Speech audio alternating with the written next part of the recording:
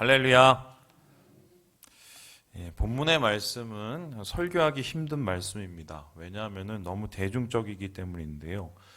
이미 알고 있는 지식 때문에 성립견이 강할 수밖에 없습니다. 그래서 일종의 설교의 장벽이, 방어 장벽이 높은데요.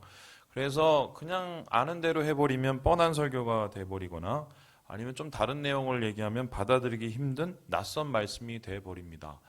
다름 아니라 바로 이 책 때문인데요. 여러분 잘 아실 겁니다. 2001년도에 출간이 되었고 우리나라에서 발간되었는데 브루스 윌킨스의 야베스의 기도라는 책입니다. 이 책은 발행되자마자 미국에서만 500만 부가 팔렸고요. 한국에서도 20만 부 이상이 나갔습니다. 이 숫자가 어느 정도인가 하면 기독교 출판사상 단행본으로 제일 많이 판 책이 바로 이 책이라고 합니다. 그래서 얼마나 인기가 있었는가? 어린아이를 위한 야베스의 기도, 그 다음에 유아를 위한 야베스의 기도, 심지어는 태어난 영아를 위한 야베스의 기도가 있을 정도인데요. 사람들이 이 책을 사랑했던 이유가 무엇일까 하면 바로 성공과 기도를 연결했기 때문입니다. 야베스처럼 기도하면 성공할 수 있다는 말인데, 그래서 이 책의 부제가 이렇습니다. 내 삶을 기적으로 채우는 기도의 원리. 여기서 말하는 기적이라는 것은 물질적인 축복임과 동시에 성공으로 이해할 수 있는데요. 책에서 작가는 그래서 적극적으로 하나님 앞에 복을 구하는 기도를 해라. 야베스의 기도처럼 그렇게 기도를 해라. 그러면은 하나님께서 우리를 야베스처럼 풍성하게 해주실 것이다. 이렇게 말을 합니다. 그런데 사실 우리가 읽은 오늘 이 본문의 말씀은 우리가 아는 것만큼 대중적인 말씀이 아닙니다. 무슨 소린가? 정확히 말하면 전혀 대중적일 수가 없는 말씀입니다. 본문은 설교하기에 매우 힘든 것은 사실인데요. 대중적이라서 힘든 것이 아니라 너무 어려워서 힘듭니다. 이 구절은 구약에서 난해 구절에 속하는데요. 해석하기가 어려운 본문 중에 하나입니다. 왜 그런가? 야베스의 기도는 요즘으로 말하면 뜬금포라고 할 수 있습니다. 유다 지파의 계보가 계속 이어지다가 갑자기 야베스 이야기가 나옵니다. 그런데 이 야베스라는 사람은 출처를 알 수 없는 사람입니다. 누구 자손인지 그의 후손이 누구인지가 정확치가 않습니다. 어떤 사람은 5절에 나오는 아수울의 자손이라고 말하기도 하고 어떤 사람은 8절에 나오는 고스의 형제라고도 얘기하지만 정확히 알 수가 없습니다. 그런데 유다 지파인 건 사실인 것 같은데 이 사람이 그 위에 어떻게 살았는지도 전혀 나오지가 않아요. 그래서 이 사람은 어떤 시대 사람이었는지도 알 수가 없습니다. 학자들은 여호수아와 사사시대 그 중간쯤이 아닐까 얘기하지만 이것도 그냥 추정일 뿐입니다. 심지어 여기서 중요한 게 그의 이름도 정확치가 않습니다. 원어로는 야베스가 야베츠인데요. 유대어 히브리어 사전을 찾아보면 야베스라는 말은 야베츠라는 말이 없습니다. 어떤 분은 그 사울 왕에게 충성했던 길르앗 야베스의 자손 이것과 이 본문에 나오는 야베스를 혼동하시는 분이 있는데요. 원어로 읽으면 전혀 다릅니다. 사울에게 충성했던 길르앗 야베스는 야베쉬고요. 원어로 여기에 나오는 이 야베스는 야베츠입니다. 야베쉬는 마른 땅 불모지를 뜻하는데 야베츠는 의미가 없습니다. 그래서 이거는 어디서 흘러나온 말인지는 모르지만 히브리어는 절대 아닙니다. 그래서 이 야베스라는 이 사람 자체도 난해한데요. 야베스 이야기는 더욱 난감해집니다. 왜인가? 사람들에게 많이 알려진 이 기도문은 내용을 파악하기가 매우 어렵습니다. 10절 기도문에 보면 이 개역개정문에 빠져 있는데 임이라는 단어가 있어요. 이게 뭐냐면 우리말로 하면 만일 뭐뭐 한다면 이라는 뜻인데요. 직역한다면 하나님 만일 축복해 주시면 이렇게 나옵니다. 그리고 뒷문장이 없어요. 여러분 생각을 해보세요. 야복의 경우는 하나님 나를 만일에 안전하게 돌아오게 하시면 나를 축복하시면 어떻게 합니까? 하나님은 나의 하나님이 된다던가 아니면 내가 10의 1의 예물을 드린다던가 이런 이 뒤에 종속되는 이제 주절, 귀결절이 나오죠. 그런데 오늘 이 문장은요. 만일 축복하시면 끝. 그리고 아무 문장이 안 나와요. 그래 놓으니까 이 말에 대해서 학자들은 어떻게 생각하냐면 아마 기도문이 소실된 게 아닌가. 그래서 이 뭐 중간에 문자가 뭔가 없어졌던가 아니면은 내려오다가 뭔가 사라진 게 아닌가 이렇게 생각할 정도인데요. 이처럼 정체를 알 수 없는 야베스, 해석하기 어려운 기도문이 대중적이었다는 그것 자체가 아이러니인 거죠. 제 생각에는 왜 이렇게 난해한 구절이 대중적이 되었을까 생각해 볼 때 우리가 좋아하는 생각들, 우리 현대인 크리스찬들이 좋아하는 생각들을 이 기도 안에 우겨 넣은 것이 아닌가 싶은데요. 자, 그렇다면은 이 야베스의 기도는 잘못된 것일까? 그냥 지나쳐 버리는 난해 구절에 불과할까? 저는 오늘 이 말씀을 묵상하면서 그렇지만은 않다는 것을 발견했는데 오히려 이 기도문을 기도문 자체로 원문 자체로 살펴보면 원래의 의미, 더 깊은 묵상이 가능하다고 생각합니다. 그래서 오늘 여러분과 그것을 함께 해보려고 하는데요. 일명 다시 읽는 야베스의 기도 뭐 이렇게 할까요? 왜 뜬금없는 기도문을 역대기 기자가 여기에 써놓은 것인지, 이 기도문을 통해서 도대체 무슨 말을 하고 싶었던 것인지 오늘 우리는 이것을 살펴보려고 하는데요. 본문에 있는 내용들을 잘 파헤쳐 보면 세 가지 정도의 요점 정리를 할 수가 있겠습니다. 첫 번째는 무엇입니까? 우리 같이 한번 읽어봅니다. 시작. 그는 고난에 주저앉지 않았다. 야베스가 확실한 것은 고난에 주저앉지 않았다는 것인데요. 우리 함께 9절의 말씀을 같이 읽어봅니다. 시작. 야베스는 그의 형제보다 귀중한 자라. 그의 어머니가 이름하여 이르되 야베스라 하였으니 이는 내가 수고로 이 낳았다 함이었더라. 앞에서 제가 말씀드린 것처럼 야베스라는 이름이 정확한 의미가 없다고 말씀드렸습니다.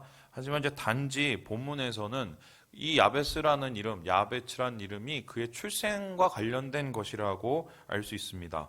특별히 내가 수고로이 낳았다라고 했을 때 여기서 수고로이의 히브리어가 베 요제프인데요. 이건 이제 오제프라는 단어인데 고통을 뜻해요. 그래서 이 고통이라는 단어의 뒷자음을 바꿔서 야베츠 이렇게 만들었다는 것인데요. 어떤 고통인지 모르겠지만 이 오베츠라고 하면 산통과 관련될 정도의 큰 아픔을 의미합니다. 그래서 이 그의 이름 자체가 이미 고통이 서려 있다 이렇게 볼 수 있는데 그렇다면 야베스는 어떤 고통을 당했을까? 학자들은 여러 가지로 추정을 하고 있는데요. 제일 상당한 추정이 그가 유복자가 아닐까 싶습니다. 그래서 남편 없이 낳은 자식이 아닐까. 그렇다면은 왜 남편 없이 낳았을까 했을 때 이걸 좀 더 추정을 해보면 이 당시의 상황을 전쟁의 시기라고 하면 당시 국가적인 큰 위기가 있었기 때문에 이러한 유복자들이 많지 않았을까라고 생각을 합니다. 어느 것이 정답인지는 알 수 없으나 그는 태어날 때부터 그림자처럼 고통을 달고 다녔습니다.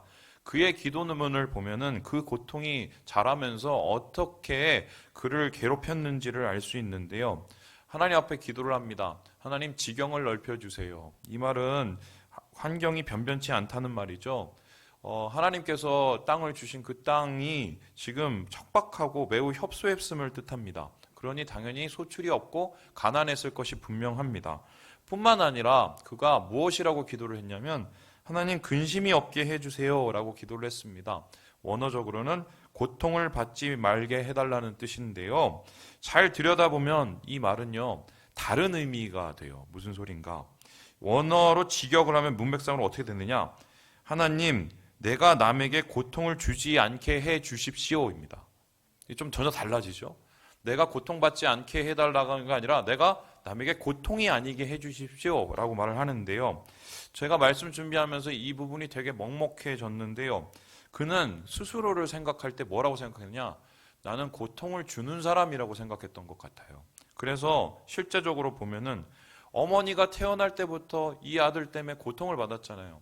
산통 때문에 아니면 난산 때문에 고통을 당했는지 모르겠어요. 아니면은 아버지가 없이 태어난 이 자식을 보면서 괴로워했는지 모르겠습니다. 하지만 그가 태어날 때부터 어떤 생각을 가졌냐? 난 엄마한테 고통인 사람이구나. 이런 생각을 했던 것 같아요. 뿐만 아니라 자라나면서도 여러 가지 어려운 상황과 고통과 고난을 겪으면서 이 사람은 아마 자기 비하를 하게 되죠. 그래서 어떻게 됩니까? 사람들이 나 때문에 힘들어하나? 내가 뭐만 하면 다 안 되나? 이렇게 자기 자신에 대한 끊임없는 참소에 빠졌던 사람인 것 같습니다. 그래서 이 정도의 피해 의식에 사람이 살게 되면은 사람은 비뚤어지기 마련이지요. 어떻게 비뚤어집니까? 포기하거나 보통은 폭발하게 됩니다. 지금 우리 사회 속에서 나타나는 극단적인 상황들을 보면은 이것이 잘 설명되고 있지 않습니까? 사람들이 어려우니까 자꾸 포기하고 폭발을 합니다. 하지만 중요한 것은 다른 사람은 그렇게 해도 야베스는 포기하지도 아니고 폭발하지도 않았습니다. 고난에 주저앉지도 않았습니다. 자신을 짓누르는 어려움을 딛고 일어서는 그런 놀라운 일을 해내게 되는데요. 어떻게 이것이 가능했을까 질문해 봅니다. 이 말씀 속에선 그 이유가 정확하게 드러나 있지 않지만 우리는 성경의 여러 사람들의 이야기를 뒤집어 볼 때 한 가지 이유만을 발견할 수 있습니다. 바로 하나님 때문입니다. 하나님을 붙들었기 때문에 신앙으로 고난을 이겨낸 것이다. 이렇게 생각해 볼 수 있는데요. 태어날 때부터 받은 고통의 흔적을 신앙으로 치유해 갔던 것입니다. 성경에는 이런 인물이 많죠. 제가 설교 때마다 자주 언급하는 다윗을 한번 생각해 보세요. 태어날 때부터 왕따에 그리고 사울로부터 완전히 어려움을 당하고 심지어 사람으로부터 수없는 배신을 당하는 외로운 사람이었어요. 그의 인생 자체가 상처였지만 여러분 그의 인생은 상처로 끝나지 않았습니다. 이유가 무엇인가요? 하나님을 믿고 하나님을 통해서 그것을 해결했기 때문입니다. 뿐만 아니라 우리가 얼마 전에 보았던 요셉의 경우도 마찬가지요. 여러분 요셉은 말 그대로 상처의 대명사라고 할 수 있습니다. 거기에다가 고난은 옵션으로 얹어졌습니다. 그런데 요셉의 끝이 어떻게 끝났나요?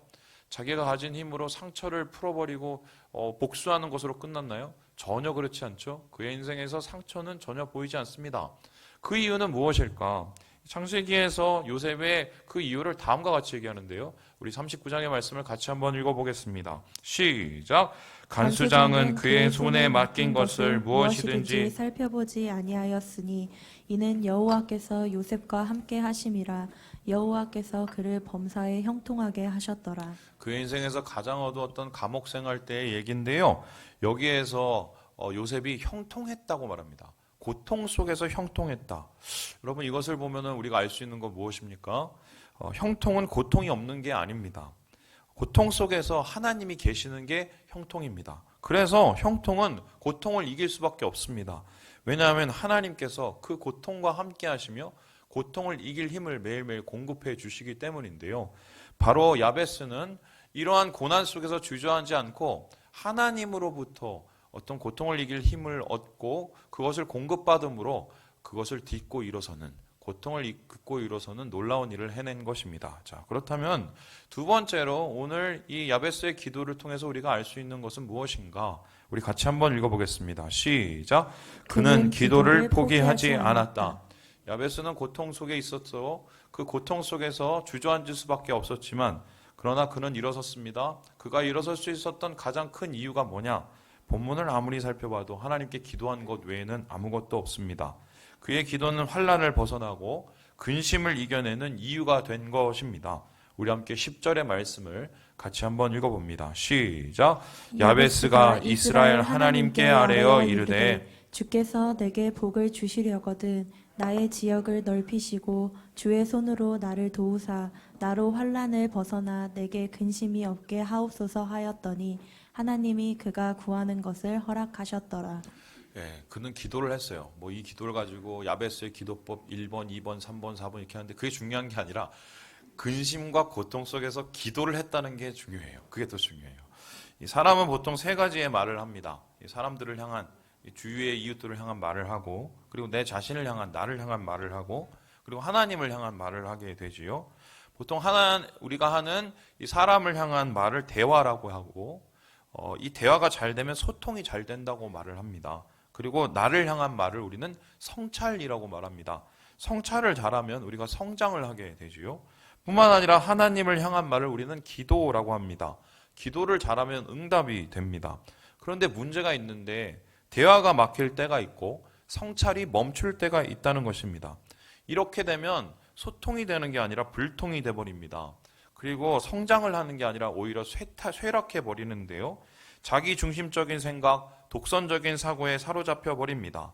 그리고는 남의 감정과는 상관없는 폭력 같은 말을 퍼붓고 자기의 감정을 덜어내는 그러한 못된 말을 하게 되는데요. 비판, 비난, 욕설, 그리고 막말. 여러분, 이것은 어떤 뜻이냐면요. 다른 사람을 휴지통, 쓰레기통처럼 생각한다는 거예요. 내 감정을 그냥 던져버리면 된다는 것입니다. 지난주에 제가 마스크 기증식을 위해서 호원 이동 주민센터를 다녀왔는데요. 과장님하고 뭐 이런저런 얘기를 하면서 회포를 풀었습니다. 근데 그 과장님께서 말씀하시는 것 중에 공무 중에 있는 애로사항에 대한 얘기를 하시더라고요. 그게 뭐냐면요. 최근 들어 이제 복지 정책이 많이 시행되면서 주민들이 이제 이 주민센터를 방문하는 것이 잦아졌다고 합니다. 그런데 대부분 이제 정부로부터 공급을 받는 지원 때문인 건데요. 이 지원 창구가 매일 전쟁이래요, 전쟁. 이게 무슨 소리인가? 앞뒤 사정도 안 보고 담당자에게 와서 다짜고짜 폭언을 퍼붓는 사람들이 점점 늘어나고 심각하게 나타나고 있다는 것인데요. 그게 어느 정도의 수준인가 하면요. 이것 때문에 못 참고 머리가 빠지고 막 잠도 못 자다가 사표를 낸 직원이 있대요. 여러분 아시다시피 그 자리에 앉으려면, 그 공무원 자리에 앉으려면 몇십 대 1 공무원 고시 통과해서 앉아야 되는데, 그럼에도 불구하고 사직을 한다는 게 얼마나 대단한 스트레스를 안고 있었는지를 우리가 생각해 볼 수 있겠죠. 그래서 제가 다녀와서 지역신문을 보니까 그런 기사들이 꽤 많더라고요. 바로 이런 것들인데요. 뭐 삿대질의 욕설은 일상, 심지어는 이러한 코로나를 위해서 애쓰고 봉사하시는 의료진들을 향해서도 이런 일을 서슴지 않다고 하는데요. 지역신문을 잘 살펴보니까 그런 사례가 점점 많아질 뿐만 아니라 코로나 이후로 더 심해졌다고 합니다. 정리하자면 코로나19 때문에 안전도 무너졌지만 우리의 말도 무너지고 있습니다. 대화가 무너지고 성찰이 무너지니까 남는 거는 분노와 우울함 뿐인 것인데요. 야베스 역시 이런 상황을 경험했을 것이 분명합니다. 그는 고난 속에서 수월치 않는 이 대인관계를 때문에 고난을 겪었을 거예요. 계속되는 환난 속에서 생각도 무너지고 마음이 무너졌을 것입니다. 자신을 돌아볼 수 있는 여유가 없었을 것입니다. 그러나 그는 대화의 단절, 성찰의 중단을 이겨냈습니다. 어떻게 이겨냈나요? 사람의 말은 중단됐지만, 나를 향한 말은 멈춰버렸지만 하나님을 향한 말은 아직 남아있었기 때문입니다. 야베스는 기도의 문고리를 붙잡고 있었습니다. 아무리 괴롭고 힘들어도 이를 놓지 않았습니다. 그리고 그 문이 비로소 열렸을 때 그에게 큰 변화가 나타났는데요. 다시 사람들과의 대화가 시작됐고 다시 자신을 향한 성찰이 시작되게 됩니다. 기도의 문을 통해서 하나님이 생명줄을 공급하시고 이 생명줄을 안에서 멈출 수 없는 소망을 발견했기 때문입니다. 소망은 더욱 그를 기도의 자리로 몰아세웠을 것이고 결국 고난을 이겨낼 수 있는 큰 힘이 되었을 것입니다. 그리고 야베스의 기도는 여기서 멈추지 않았는데요. 그는 그 자신뿐만 아니라 그 주위에 있는 사람들에게 기도의 능력, 기도의 힘을 선언하고 전파하게 됩니다. 여러분, 역대기 기자가 이 뜬금없이 족보 얘기를 하다가 여기 야베스 기도 얘기한 이유가 무엇일까요? 그 이유는 바로 그의 기도가 자기 자신에서 멈춘 게 아니라 이후에 있는 그의 후손들에게도 이어졌기 때문인데요. 이에 대해서 송병헌 교수가 다음과 같이 얘기를 합니다. 우리 같이 한번 읽어보겠습니다. 시작. 야베스의 이야기는 마치 역대기 저자가 살았던 시대에 이스라엘과 하나님의 관계를 묘사하는 듯하다. 이스라엘은 더 이상 하나님께 고통을 주는 사람들이 되고 싶지 않다. 또한 잃었던 땅을 다시 찾기를 원한다. 그래서 이스라엘 하나님께만 기도한다. 저자는 본문을 통해 국가적인 어려움을 당하고 있는 이스라엘이 무엇을 어떻게 기도해야 하는가에 대해 교훈하고 있다. 야베스가 자기 자신을 얘기했죠. 나는 엄마한테 고통 준 사람.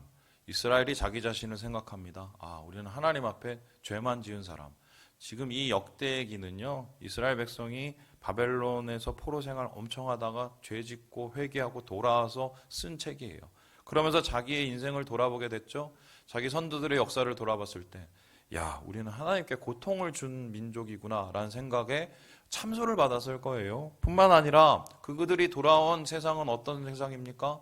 이미 다른 주위 민족들에 의해서 황폐해버진 예루살렘 땅이었습니다. 척박한 땅, 그 좁은 땅, 그리고 전혀 변화가 없는 땅에서 그들은 참 절망했을 것이 분명한데요. 이때 역대기 기자가 말합니다. 야베스처럼 기도해라. 야베스처럼 기도해라. 환난에서 머물지 말고, 그리고 자기 자신을 참소하는 데 머물지 않고, 그리고 없는 것에 무너지지 말고 하나님 앞에 기도함으로 사람들과의 관계를 열고 자신과의 그 중심의 생각을 열으라고 말을 한 거죠. 특별히 야베스의 기도가 더욱 남달랐던 이유가 뭐냐면 그는 조용히 읊조리지 않고 큰 소리로 부르짖었다는 것입니다. 일반적으로 기도하다라는 것을 구약 성경에서 가르치는 히브리어가 팔랄인데요. 여기에서는 팔랄이 아니라 카라라는 동사를 사용합니다. 이게 어떤 뜻이냐면 주여! 이거예요. 큰 소리로 하나님을 외치는 건데요. 그는 최선을 다해서 부르짖음으로 하나님 앞에 간절히 나아갔습니다. 그 이유가 무엇입니까? 하나님은 부르짖음을 외면하지 않으시고 부르짖는 자의 소리를 기억하시고 응답하신다는 확실한 믿음이 있었기 때문인데요. 이에 대해서 이사야는 다음과 같이 말을 했어요. 우리 같이 한번 읽어보죠. 시작. 시온에 거주하며 예루살렘에 거주하는 백성아, 너는 다시 통곡하지 아니할 것이라. 그가 내 부르짖는 소리로 말미암아 내게 은혜를 베푸시되 그가 들으실 때에 내게 응답하시리라. 여러분, 바벨론에서 끌려와서 와보니까 뭐 황량하고 정말 엉망진창해, 할 게 없어요. 그때 역대기 기자는 얘기해요. 그래도 부르짖을 수 있지 않냐. 야베스처럼. 야베스가 고통을 달고 다녔던 그 사람이 부르짖음으로 자기의 환난을 이겨냈는데 우리도 아직 그건 할 수 있지 않냐. 이렇게 설득을 하게 되는 거죠. 그래서요, 사람을 향한 말이 막히고 자신 안의 생각이 맴돌 때는 그거 이제 멈춰야 될 때입니다. 나쁜 말, 힘든 말, 쓸데없는 말 버리고 하나님을 향한 기도의 말을 채우고 부르짖어야 할 때, 여러분, 교회에서 우리가 예전에 함께 기도하면서 부르짖었는데 요즘에는 그럴 수가 없으니까 정말 너무 괴로워요. 그래서 제가 오죽 답답하면 참을고 밖에 나가서 제가 혼자 부르짖다 올 때도 있거든요. 여러분, 부르짖어야 돼요. 기도는요, 조용히 하는 기도도 있지만 정말 다 막혀버리고 안 될 때는 그때는요, 몸부림치며 부르짖어야 돼요. 오늘 야베스는 그 부르짖음의 기도를 통해서 바로 그 기도의 힘으로 고난을 이겨내는, 포기하지 않는 기도를 하나님 앞에 드렸다고 말씀이 이야기합니다. 마지막으로 이 야베스의 기도가 우리에게 말하는 이 교훈이 무엇일까요? 우리 같이 한번 읽어봅니다. 시작.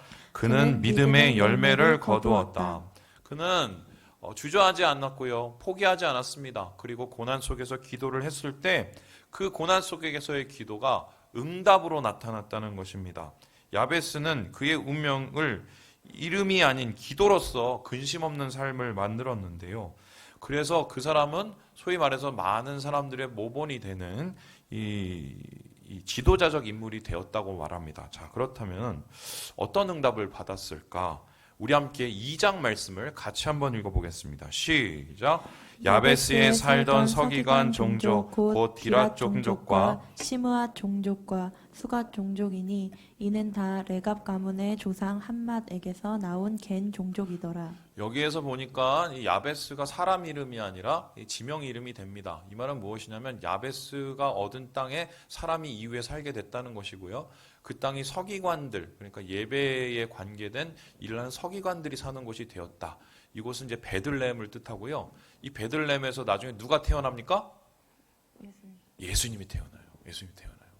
자, 그렇다면 이런 얘기가 되나요? 아, 우리도 기도하면 하나님이 땅을 주신다. 여러분, 요즘에 계속 땅값이 오르고 오르다가 지금 의정부까지 오릅니다.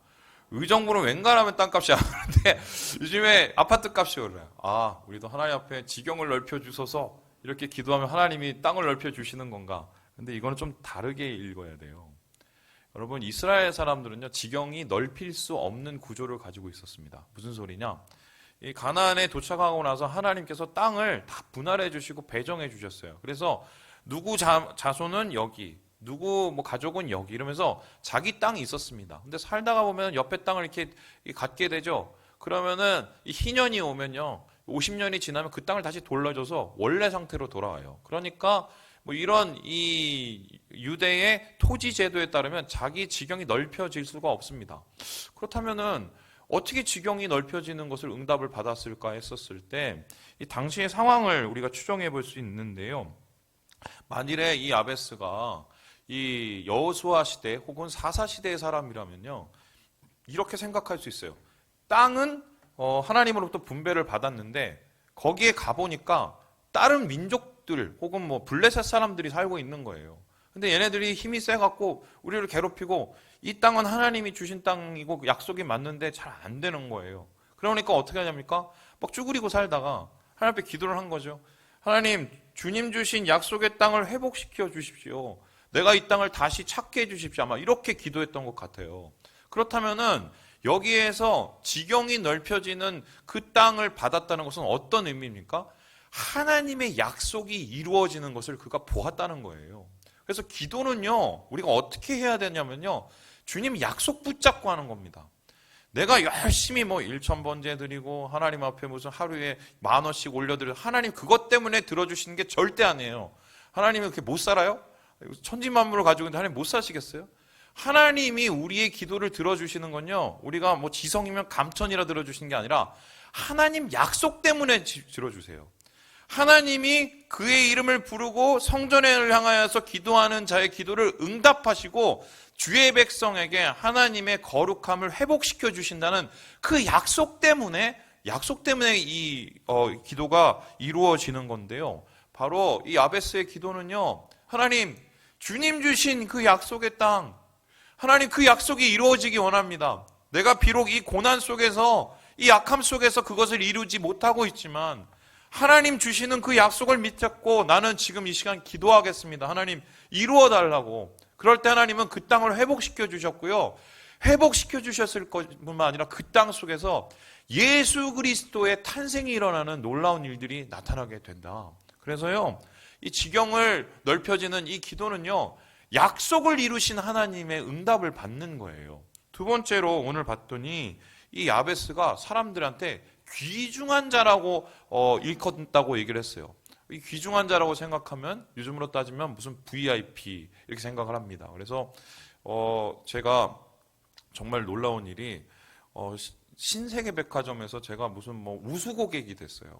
근데 신세계백화점 제가 산 게 없는데 제가 거기에 뭐 버거킹에서 제가 버거킹 좋아를 해서 몇 번 가서 먹었더니 하도 손님이 없으면 저를 우수 고객으로 삼아서 갈 때마다 주차가 공짜예요. 여러분, 여기서 말하는 귀중한 자라는 건 그런 게 아니에요.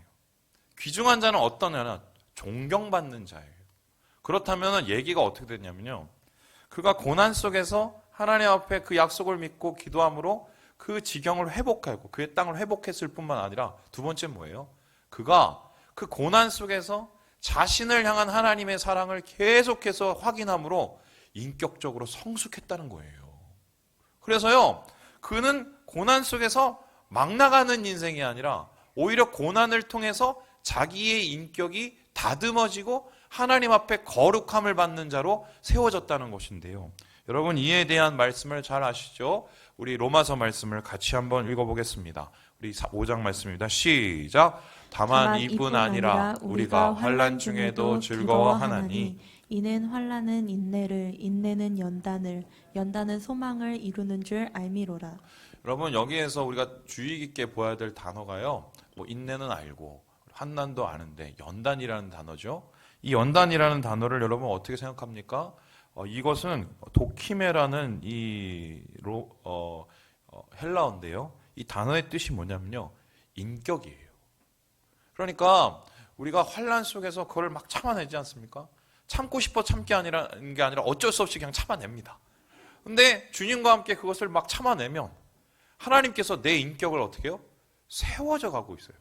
내 인격을 만들어 가고 있어요. 주님을 닮아가게. 그리고 그 하나님께서 세우신 인격 위에 뭐가 얹어집니까? 주님의 소망이 얹어져요. 하나님의 소망을 통해서 하나님께서 새로운 일을 여시는 밝은 미래가 열어진다는 건데요. 여러분, 그렇습니다.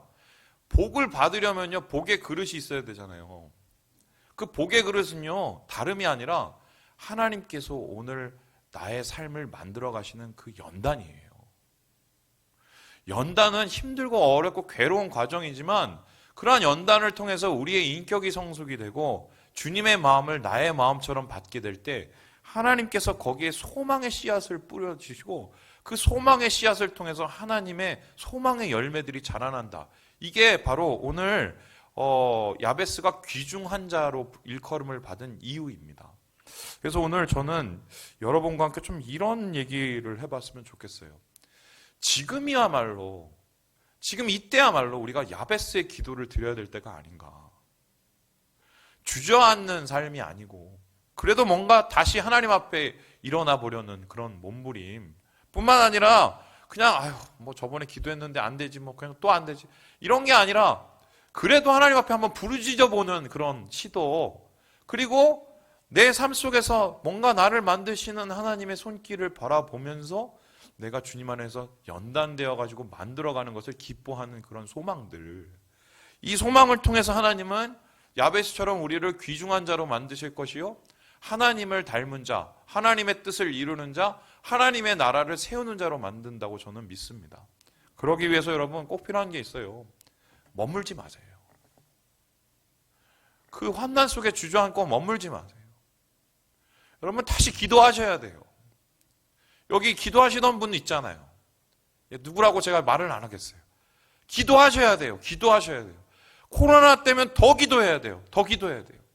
그리고 제가 요즘에 어젯밤에도 제가 그랬어요. 제 입속에 자꾸 불평말, 비난말, 비판말, 안 좋은 말, 긍정하지 않는 불긍정 말 이런 말들이 너무 많아서 제가 입을 그냥 때렸어요. 때리고 뭐라냐. 하나님 그래도 감사합니다. 그래도 감사합니다. 그래도 고맙습니다. 이때까지 함께 해주신 주님께 감사하고 하나님께서 더 좋은 것을 이루실 것을 저는 믿고 감사합니다. 감사의 언어를 채워나가는 거죠. 그리고 나의 마음을 넓혀가시는 주의 은혜를 나는 믿고 감사합니다. 이렇게 우리가 감사를 올려드릴 때 하나님께서 우리의 기도의 응답, 열매, 야베스처럼 우리를 귀중한 자로 세워진다고 저는 믿습니다. 말씀을 마칩니다. 여러분, 야베스 고통 가운데 있는 그 주저앉지 않았습니다. 기도했습니다. 그리고 그는 열매를 거뒀습니다. 함께 이 야베스의 모습을 바라보면서 오늘의 우리의 삶 속에서 귀한 자로, 귀중한 자로 서시는 사랑하는 우리 모든 삼일가족 되시길 주님의 이름으로 축원합니다. 기도하겠습니다.